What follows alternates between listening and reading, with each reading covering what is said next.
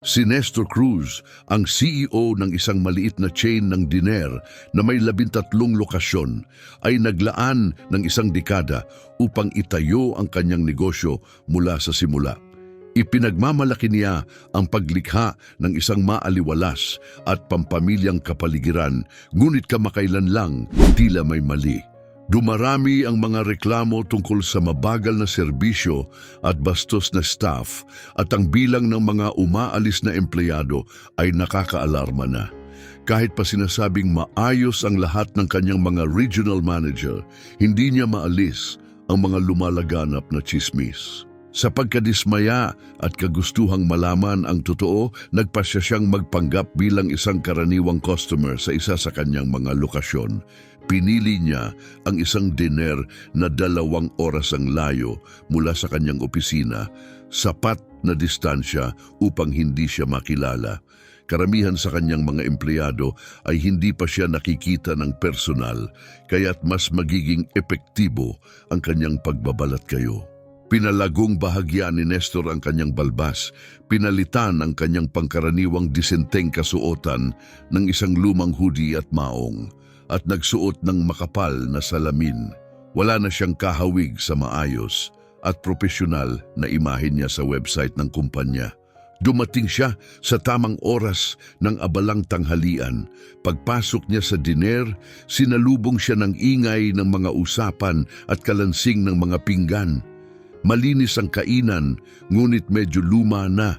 Ang mga kupas na booth ay tanda ng maraming taong paggamit. Hindi naman ito pangit, ngunit malayo ito sa mainit at kaaya-ayang ambience na pinangarap niyang likhain nung sinimulan niya ang kumpanya. Isang batang waitress na may pagod na mga mata ang lumapit sa kanya. Ang pangalan sa kanyang name tag ay Carmen. "Magandang araw, welcome," bati niya ng may pilit na sigla. "Ano pong gusto niyong inumin?" Ang kanyang ngiti ay magalang, ngunit hindi maikakaila ang pagod sa kanyang mga mata. "Kape lang, salamat," sagot ni Nestor habang umupo sa isang booth malapit sa bintana. Tumango si Carmen at mabilis na umalis, masinop na kumikilos sa gitna ng mataong lugar. Pinanood niya itong lumibot sa iba't ibang mesa, naglalagay ng inumin, kumukuha ng order, at hindi nawawala sa composure kahit halata ang kanyang pagkapagod. Nang bumalik si Carmen, dala ang kanyang kape, umorder siya ng burger at fries. Habang sinusulat niya ang order, isang malakas na boses ang umalingaw-ngaw mula sa kusina. "Carmen, ano na? Ang tagal mo na naman!" Napatingin si Nestor sa pinagmulan ng sigaw, isang pandak at matabang lalaki na may suot na maduming apron. Malamang siya ang shift manager. Napansin din ni Nestor na hindi siya nito binati pagpasok niya, isang bagay na isinulat niya sa kanyang isipan.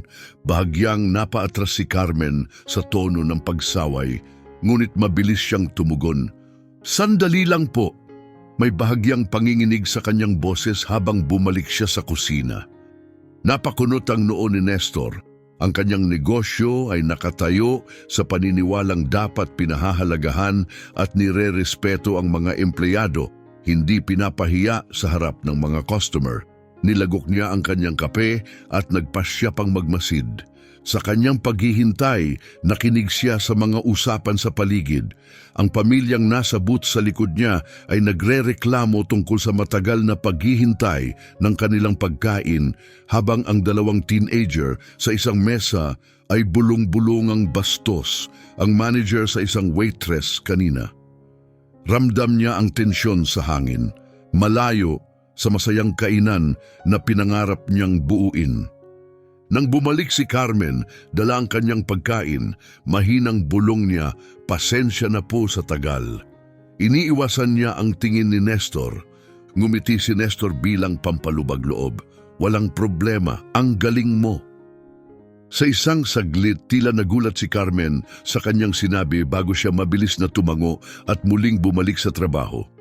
Kakakagat pa lang ni Nestor sa kanyang burger nang makarinig siya ng mahina ngunit pamilyar na tunog, isang impit na paghikbi mula sa kusina. Tumigil siya.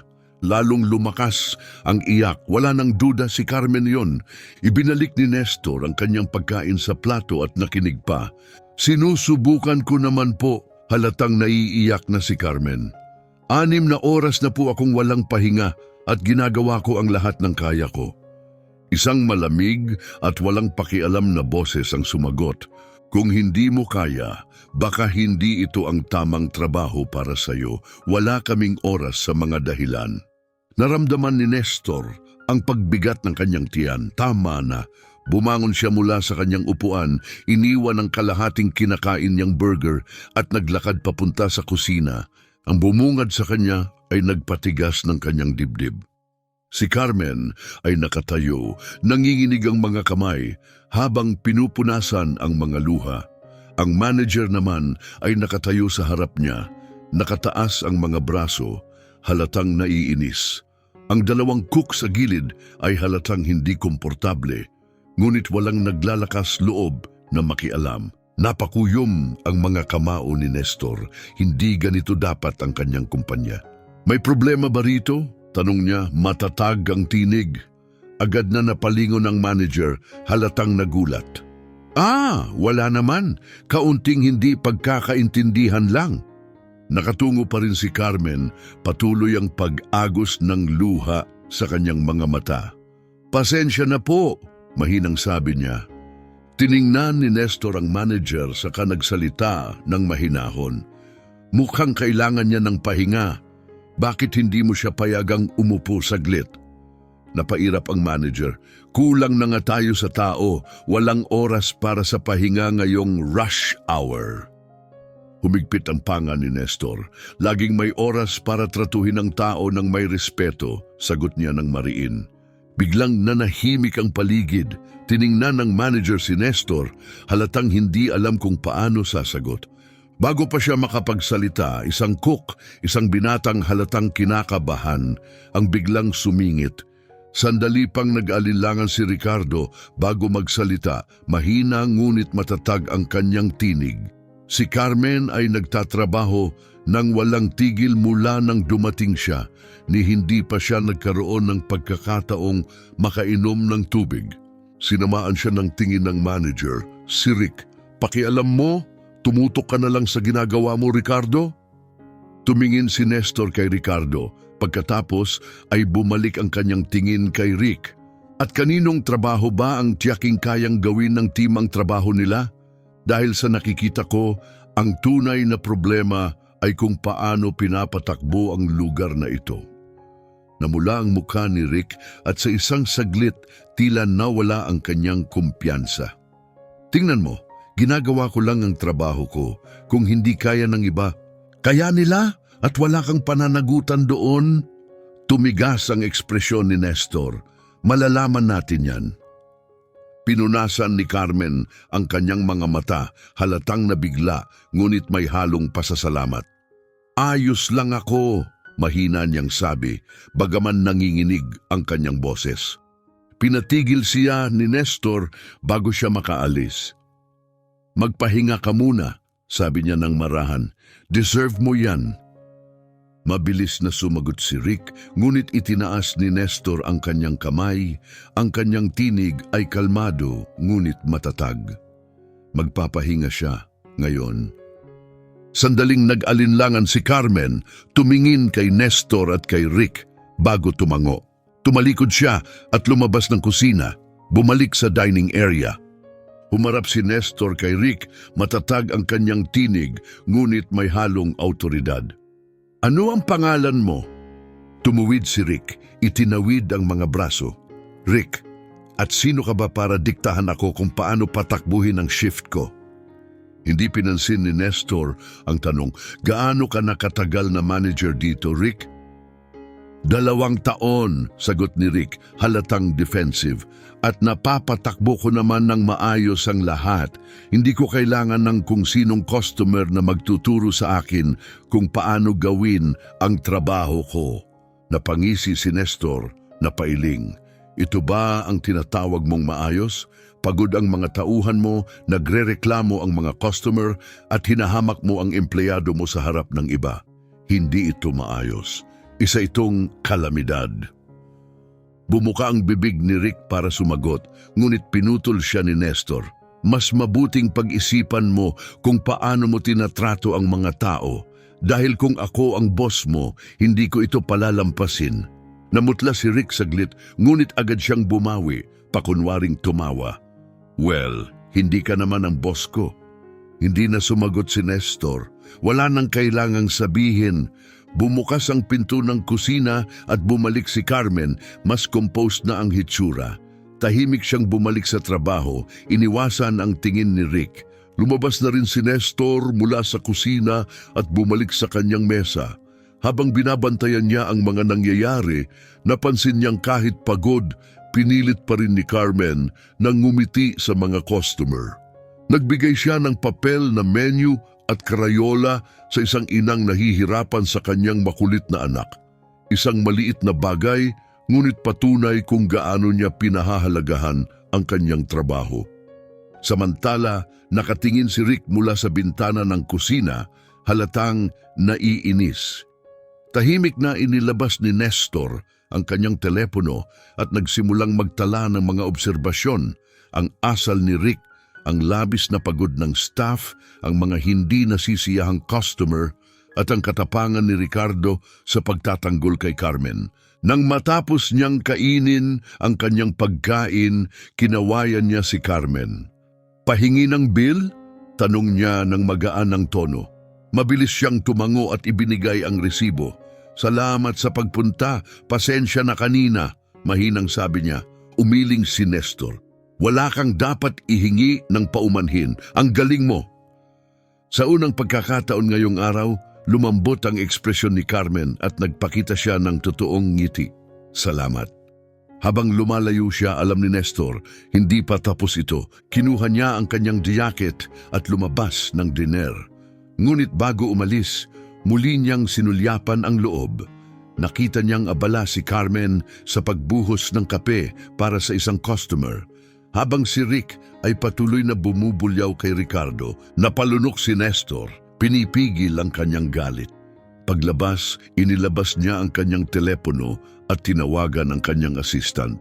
Janet, sabi niya agad nang sagutin nito ang tawag, linisin mo ang schedule ko bukas at kunin mo lahat ng impormasyon tungkol sa mga empleyado sa suburban location. Mga files, performance reviews, lahat. Noted, sagot ni Janet ng walang pag-aalinlangan. Ano pa? Muling tumingin si Nestor sa dinner bago naglakad papunta sa kanyang sasakyan. Ihanda mo ang regional managers para sa isang meeting. Kailangan nating mag-usap. Binaba niya ang tawag at sumakay sa kanyang sasakyan. Ang isip niya abala na sa mga susunod na hakbang. Kinabukasan, dumating siya sa diner ilang sandali matapos itong magbukas. Suot pa rin ang kanyang simpleng disguise. Sa pagkakataong ito, may dala siyang maliit na notebook at mas matinding determinasyon. Tahimik ang umaga, malayo sa gulo ng tanghalian, mas madali niyang mapagmamasdan ang sitwasyon. Nandoon na si Carmen, mas mabagal ang kilos kaysa kahapon.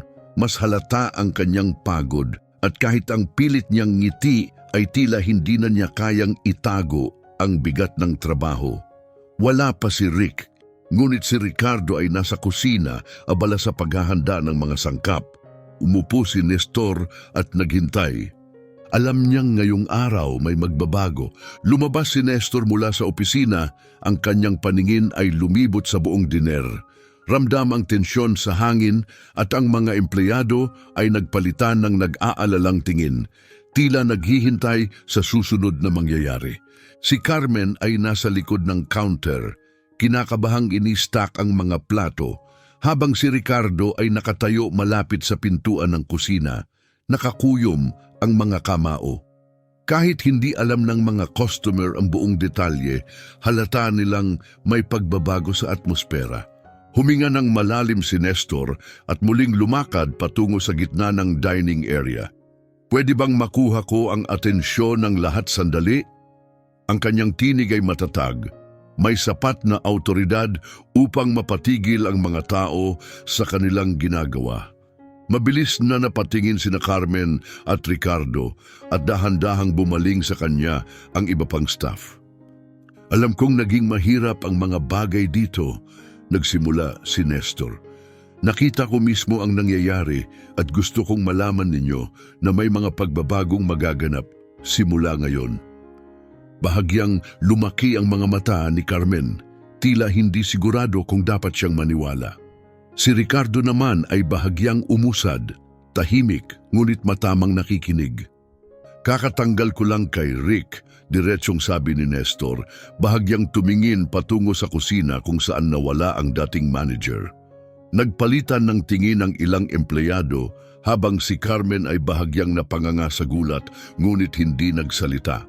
Hindi ko palalampasin ang isang lason na kultura sa trabaho sa kumpanya ko at hindi ko hahayaan na may sino mang babastos sa mga taong nagpapatakbo ng diner na ito.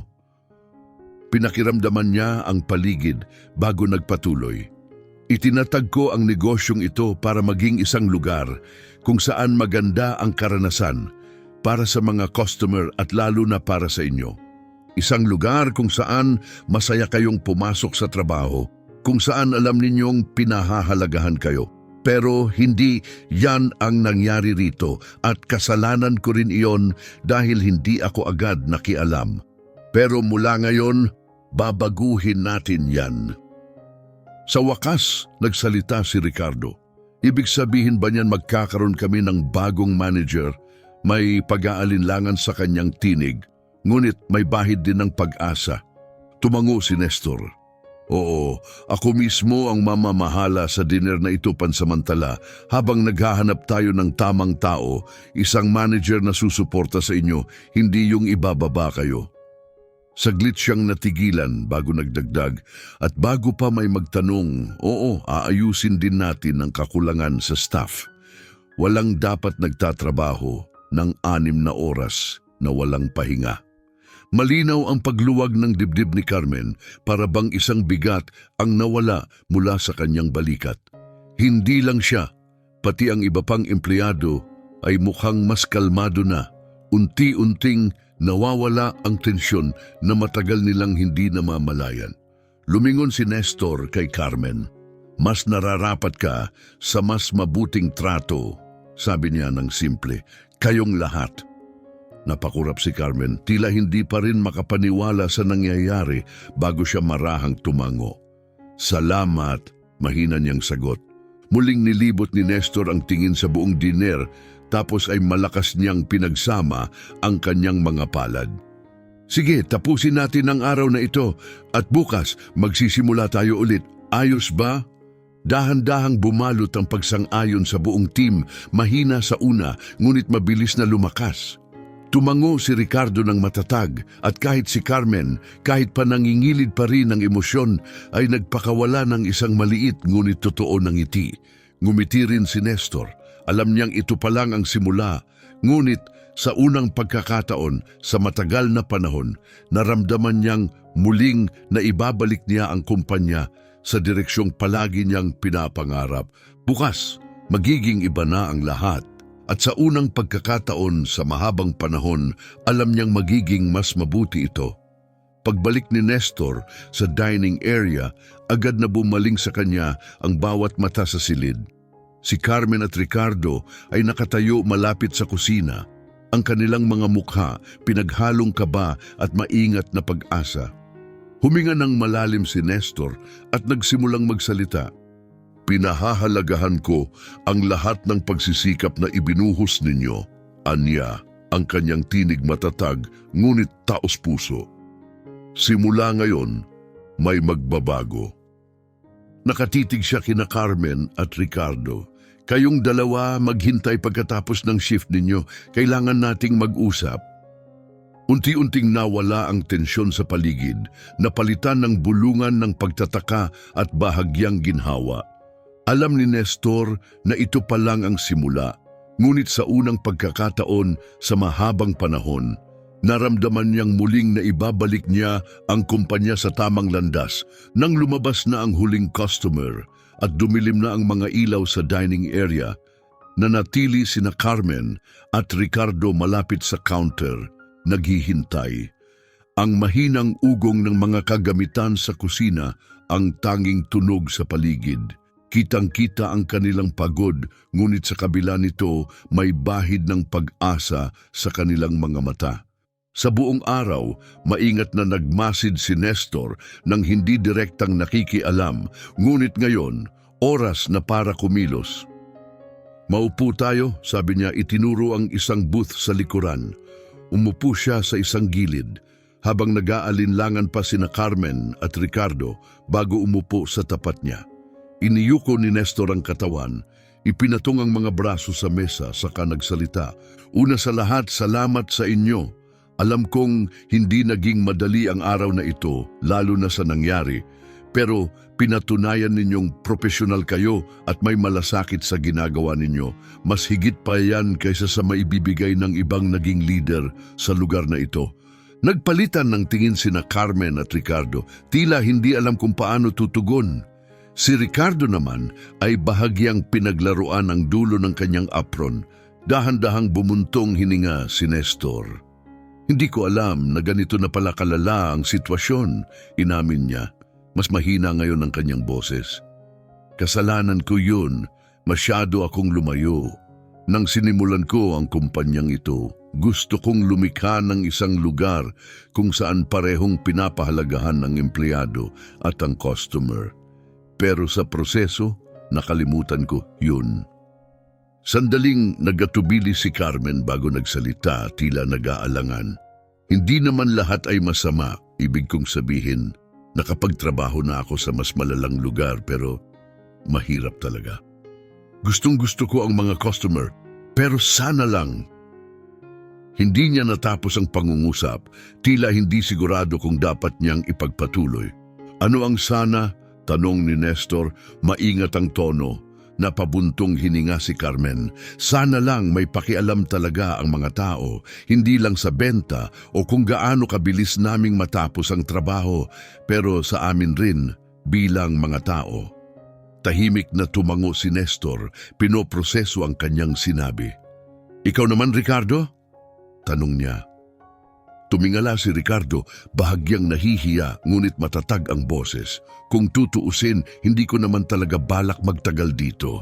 Pero hindi ko rin kayang umalis, hindi ko kayang iwan sina Carmen at ang iba pa. Kailangan nilang may kumampi sa kanila." Isang matinding kirot ng pagsisisi ang sumakit sa dibdib ni Nestor. Sila ang humawak sa diner habang siya ay abala sa likod ng isang mesa. Nagbabasa lang ng mga report at spreadsheet. "Hindi na yan mangyayari," mariin niyang sabi. "At hindi lang ako basta magsasabi ng mga pangako. Patutunayan ko ito sa inyo." Nagkatinginan sina Carmen at Ricardo, may halong pag-aalinlangan at pag-usisa sa kanilang mga mata. "Heto ang mga pagbabago," patuloy ni Nestor. "Una, kukuha tayo ng bagong manager, isang taong may tunay na karanasan, pero higit sa lahat, may respeto sa kanyang team. Hanggat wala pa, ako mismo ang mamamahala dito para siguraduhing bumalik tayo sa tamang direksyon." Nanlaki ang mga mata ni Carmen. "Ibig sabihin mananatili kayo rito?" Tumango si Nestor. "Hanggat kinakailangan." Bahagyang tumagilid ang ulo ni Ricardo. "At si Rick?" "Hindi na siya babalik," sagot ni Nestor ng diretsyo. "Hindi ko pinapayagan ang ganong klaseng pagtrato sa mga empleyado at dapat kayo rin." Malalim na bumuntong hininga si Ricardo, halatang ginhawa ang naramdaman. Samantalang si Carmen naman ay tila nabawasan ng dinadalang bigat sa balikat. "Pangalawa," patuloy ni Nestor, "aayusin natin ang problema sa kawalan ng sapat na staff. Wala nang understaffed sa mga oras na maraming tao. Magtatanggap tayo ng mas maraming empleyado at sisiguraduhin kung may tamang pahinga kayo. Hindi kayo makakapagbigay ng magandang serbisyo kung kayo mismo ay nauubos na." Bahagyang ngumiti si Carmen, tila nakakaramdam ng pag-asa. "Malaking bagay yan." Pangatlo, mas malambot na ngayon ang boses ni Nestor. "Gusto kong bigyang pugay ang lahat ng ginawa ninyong dalawa para patakbuhin ang diner na ito. Nagkatinginan sina Carmen at Ricardo, naguguluhan. Bibigyan ninyo kami ng pagkilala? Tanong ni Carmen. May halong pag-aalinlangan. Tumango si Nestor. Ricardo, pinatunayan mong may malasakit ka at kaya mong maging leader kahit saglit ka pa lang dito. Kaya itataas kita bilang assistant manager. Magkakaroon ka ng mas mataas na sahod at mas maayos na oras ng trabaho. Nanlaki ang mga mata ni Ricardo sa pagkagulat. Teka, seryoso ba to? Hindi pa ako naging manager sa kahit ano. Ngumiti si Nestor, pero ginagawa mo na ito. Ikaw ang pumupuno sa kakulangan. Yan ang tunay na pamumuno. Natahimik si Ricardo, tila iniisip pa ang narinig. Hindi ko alam kung ano ang sasabihin ko. Salamat. Bumaling naman si Nestor kay Carmen. At ikaw, Carmen, 8 buwang dedikasyon kahit sa pinakamahirap na panahon. Kitang-kita ko kung gaano mo pinahahalagahan ang mga customer at ang team mo.